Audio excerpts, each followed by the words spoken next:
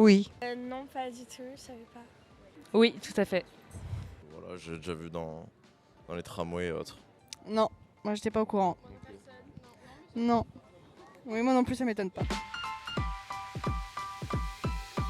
J'imagine avec plein de contenus d'origine différente.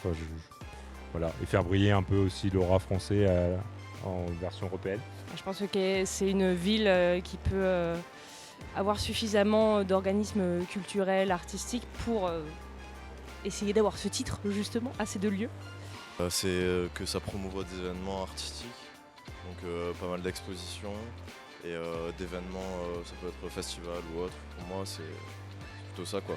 Pour moi, ce serait une ville où il y aurait un grand accès à la culture. Donc je pense que ce soit au niveau du cinéma ou même du dessin ou par exemple les musées ou même au niveau de la musique, les concerts. Pour moi, ce serait surtout ça. Quelqu'un qui apprend aux gens le sens critique.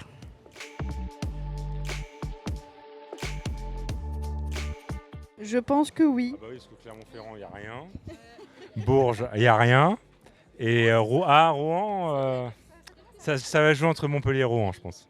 Il y a quand même pas mal de choses à Montpellier en termes d'art. Je suis arrivé il y a 8 mois et ouais, franchement, il y a pas mal d'événements, donc ça marche. Il y a beaucoup d'événements indépendants et tout. Je trouve que ouais, il y a pas mal de trucs. Je pense que oui, notamment depuis que le MOCO existe. Moi, je suis une ancienne étudiante des Beaux-Arts, donc je connais assez bien l'organisme. Parce que c'est le seul organisme où il y a des lieux d'exposition et une école, donc où les jeunes étudiants sont directement liés à la culture et à la future culture à laquelle ils peuvent prendre part. Donc je pense que oui. Oui, complètement, parce que je connais beaucoup Montpellier. Je sais qu'il y a beaucoup de choses à y faire et beaucoup d'activités culturelles, donc je pense sincèrement.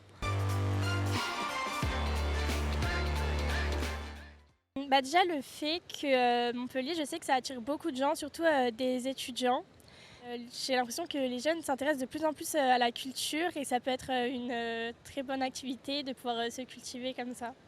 En présentant surtout la jeunesse et son idée de culture et de création. Peut-être cibler un secteur. Donc je sais pas, par exemple là, les événements, ça peut être danse, graphisme, peinture, je sais pas, tu vois, peut-être se démarquer dans un des domaines. Je suis venue ici pour être comédienne, donc pour faire de l'art en fait. Donc je sais qu'il y a les cours Florent, il y a la compagnie maritime, il y a plein de choses, il y a des écoles d'art, il y a plein de partout. Donc je pense que oui, on peut se démarquer grâce à ça.